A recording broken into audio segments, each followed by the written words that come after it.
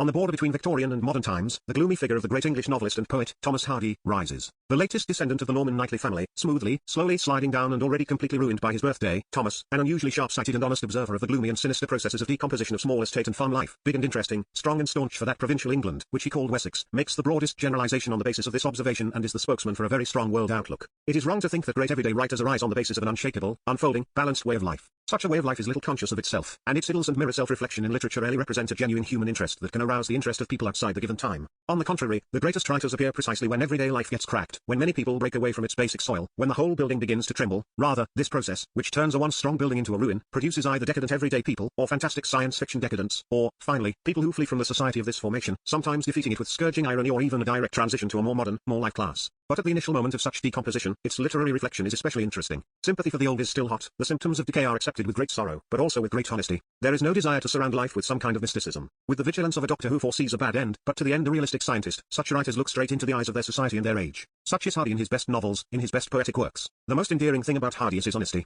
No wonder his ancestors bore the name Hardy, which means brave, courageous. Sir Thomas himself is brave in his study of society. He does not seek mercy, seeing that fate has raised its hand over a breed of people close to him. On the contrary, he draws the broadest conclusions. Based on close material, he draws a conclusion for the broadest phenomena, for the fate of mankind as a whole. The philosophy of Hardy has much in common with the philosophy of Flaubert, with the philosophy of Spengler. That social segment in time and space, in which they observed life from their socially defined place, led them to think about decomposition, an increasingly formidable onset of some kind of chaos, about the helplessness of a person in the face of troubles looming over his head, led them to fatalism. And like the Greeks, fatalism is taken here not only as a purely external, but to a large extent taken from within, an active force. The people themselves help fate with their actions. Fate not only beats them from above, but, under the guise of various social circumstances, illness, etc., it beats them from within through their own passions, through their own imbalance. In his conclusions, Hardy was completely merciless to people, and therefore to himself. Yes, people can make mistakes. But, firstly, these mistakes are necessary, he cannot avoid them, and secondly, even if he avoided mistakes, fate would not even look at it. Be perfectly infallible, and yet you will sink into the abyss of the sea, which suddenly unfolded under your feet instead of solid earth. The existence of life is for us, people, a completely meaningless stream, and there is no reason to think that there is any kind of superhuman meaning. Existence is an evil passion. But if in all Eastern and Western Buddhist philosophies there is an outcome in personal holiness on earth and open doors to this or that nirvana, then Hardy, apparently, does not have this. For Hardy, death is death. And between the lines you can read that, in fact, the departure from life, Hardy himself lived to a ripe old age.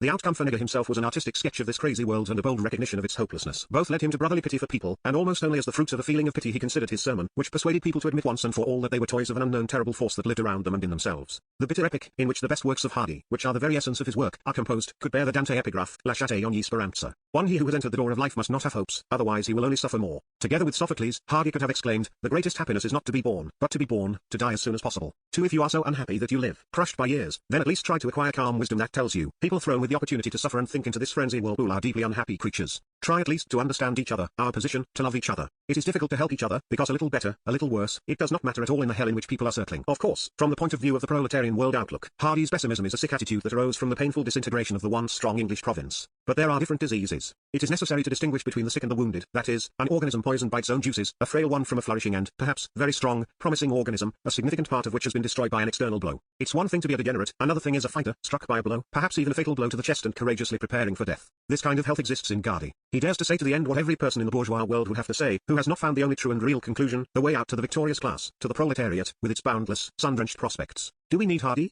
Yes, we need him. Firstly, as a wonderful chronicler, again and again in various countries of emerging phenomena of the collapse of a strong and proprietary environment. Therefore, as an artist of a historically important and widespread phenomenon. Secondly, he is important to us as a very peculiar realist, whose artistic methods in some respects should be studied by us. For example, with regard to that wonderful balance between the narrative of behavior and its environmental conditioning and internal psychology, which Hardy minimizes. Of course, Hardy is not ours got, but this is an unusually honest Protestant in the camp of enemies. It is precisely its hopelessness, its very alienness to any petty and sugary formalism, to any desire to illuminate the gloomy picture of the surrounding life with pink colors that makes it sympathetic to us. The mournful and courageous artist is one of the figures of the end of the bourgeois world. This is Hardy's characterization, which should give him his place in the library of Western European writers, which the proletariat should have, interested in a deep knowledge of the past and present for the sake of building the future.